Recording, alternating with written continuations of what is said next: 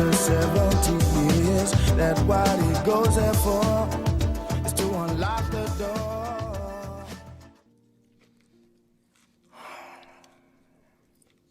Ignorance is bliss. Hi, this is Dan Courtney. A subscriber to my YouTube channel recently suggested I contact Dr. James Anderson of the Reformed Theological Seminary in Charlotte, North Carolina, and request a debate. According to his biography on the seminary's website, Dr. Anderson has earned PhDs in both philosophy and computer simulation and specializes in philosophical theology, religious epistemology, and Christian apologetics. Dr. Anderson replied to my request, but offered only some kind of written exchange, adding that formal public debates are not really my bag. A written exchange may have been interesting, but I have found that the few that I've done distract me from my main effort to provide content for this channel. However, Dr. Anderson does have some interesting published material available, and I thought I could kill two birds with one stone by creating a video critique of one of his papers. The paper I'll be critiquing today is Calvinism and the First Sin by Dr. James Anderson. First, I should note that this paper was clearly not written as a defense of Christianity or even of Dr. Anderson's brand of Calvinism against non-Christian critiques. In fact, the paper takes for granted a fundamentalist, literal interpretation of the existence of the biblical Adam, and by extension, the story of the fall of man. The literal existence of Adam is easily debunked, but I won't be addressing that issue here since it makes any further analysis of Dr. Anderson's paper superfluous. Instead, I'm setting aside the presupposition of a literal interpretation of Genesis in favor of examining Dr. Anderson's arguments for the supposed superiority of the Calvinist view of original sin.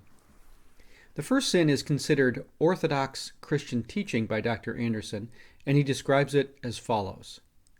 The idea of an Adamic fall centered on a first sin offers a, relatively, straightforward answer. Adam was the fountainhead and representative of the human race. He was created good and free to choose between good and evil, to obey or disobey God's commandments. At some point in time, for reasons we may never understand, Adam chose evil over good. He rebelled against his Creator, and in so doing, he corrupted human nature and his progeny. Dr. Anderson then states that the Adamic fall raises some difficult questions. Some of these questions, according to Dr. Anderson, are: how did sin corrupt not only Adam, but mankind? Why should you and I suffer because of the single transgression of a distant ancestor? And what Dr. Anderson suggests may be the most perplexing question: if Adam was created good, why did he commit evil? Perhaps it's because the first two questions are equally perplexing for Christians, or perhaps because Dr. Anderson is focused on the third question. But either way, the first two questions are not addressed again in the rest of the paper. And the third question, which the paper seems dedicated to answering, is, as you'll see, not answered at all. But before we get to the non-answer about why Adam committed the first sin, we're taken on an imaginative journey designed to help God escape moral culpability for causing Adam to sin, and to help Dr. Anderson's fellow Christians uphold God's moral perfection. We get a preview of the problem Dr. Anderson hits head-on later in the paper, when, during the setup, he states, if Calvinists must appeal to mystery at some points, non-Calvinists must also appeal to mystery at key junctures, and there's nothing uniquely distasteful about the Calvinist appeal. Again, the context of this paper is in regards to other literalist positions. If Dr. Anderson was comparing the literalist position to non-theistic positions, or even metaphorical Christian interpretations, he probably wouldn't admit so readily that his appeal to mystery is distasteful. The imaginative journey I mentioned comes under the heading of divine causal determinism. We're told that Calvinism is indeed committed to divine determinism, the view that everything is ultimately determined by God. To emphasize the point, we're told that Calvinism is committed to divine determinism in the following sense. For every event E, God decided that E should happen, and that decision alone was the ultimate sufficient cause of E. Dr. Anderson seems to have definitively committed himself to the notion that since God decided that Adam would sin, and since God alone was the ultimate sufficient cause of that sin, then naturally God would be, in every sense, including morally, responsible for that sin. But as Dr. Anderson noted, this collides headlong into Christians' preconceived idea of God as morally perfect. Well, what is a Calvinist to do? A clever Calvinist will apparently invent, or should I say assert, a separate, divine kind of causality. In what Dr. Anderson calls his authorial model of providence, he asserts that God does not necessarily operate in a temporally sequential manner known as intramundane causation, or what he calls beta causation, but that divine causation operates at a fundamentally different level than intramundane causation. The authorial model, or what he also calls alpha causation, is likened to a human authoring a novel. At the ultimate level, the author determines everything that takes place in his novel. And Dr. Anderson asserts that for alpha causation, the necessary link to moral culpability does not apply, because like the author that causes, in a sense, the characters and circumstances in his novel, the author himself is not culpable because the character may commit morally objectionable, even wicked actions, actions which the author himself disapproves, but which are necessary for the sake of the story and its outcome. But the author himself does not thereby commit any sinful actions. Dr. Anderson acknowledges the imperfect nature of this analogy by stating, "The world created by God really exists, whereas the world created by the human novelist doesn't." Three objections to this escape clause for God immediately come to mind. 1. If God is omnipotent, then actions such as Adam's sin are not necessary for the sake of the story or its outcome. The original sin, as a means to God's ends, is only necessary if the options for achieving the outcome are limited. An omnipotent being would have no such limits. 2. The human novelist is not culpable for the moral shortcomings of her imagined characters precisely because they do not really exist.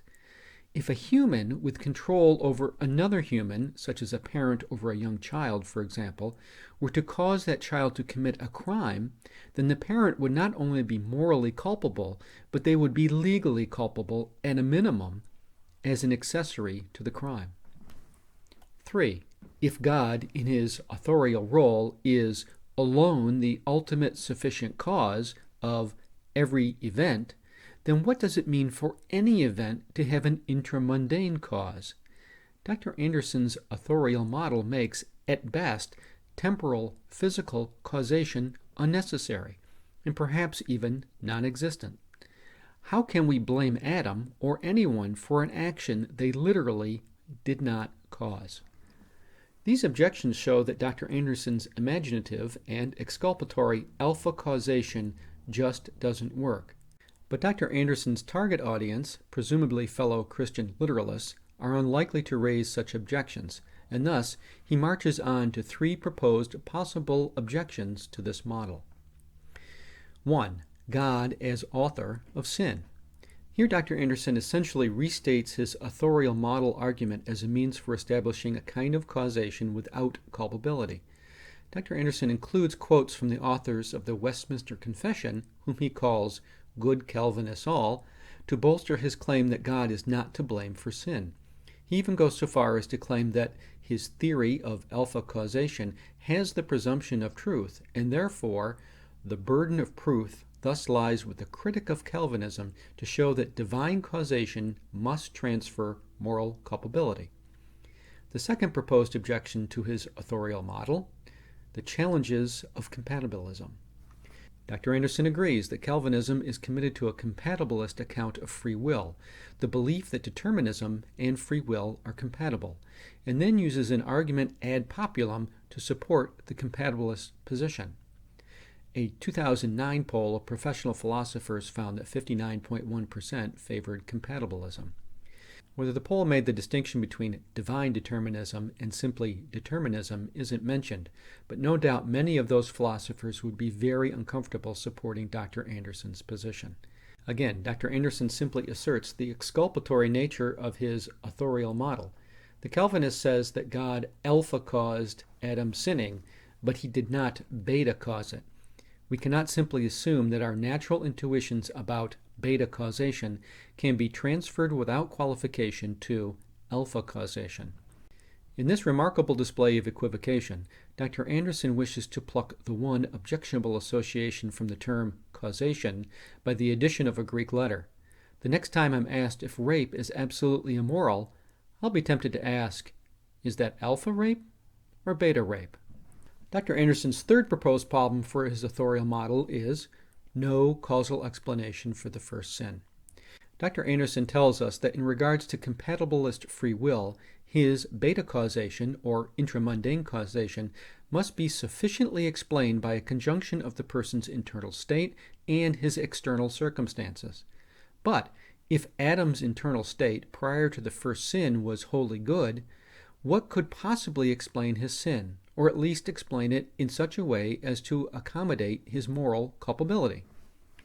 Dr. Anderson goes on to say that Calvinists can affirm that there is a sufficient ultimate explanation for Adam's sin.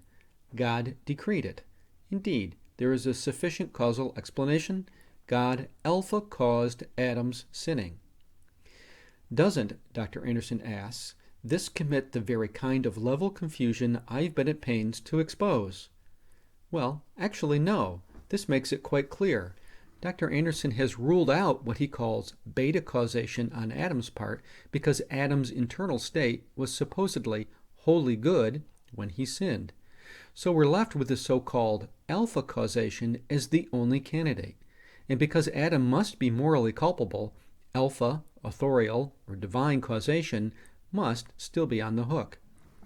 Such blatant contradictions are rarely seen in otherwise sophisticated arguments. In fact, Dr. Anderson concedes that, at this point, I must confess that further answers escape me, and I therefore find myself concurring with those Reformed theologians who concede that sin is intrinsically irrational, and the entrance of human sin into the world is in many respects shrouded in mystery. Wait a minute. Dr. Anderson, Doctor of Philosophy, who specializes in philosophical theology, religious epistemology, and Christian apologetics, just said sin is intrinsically irrational? Well, I don't think I could have said it better myself. Dr. Anderson goes on to explain why other theistic accounts are no better off in explaining original sin. Well, I, for one, am not one to reject victory.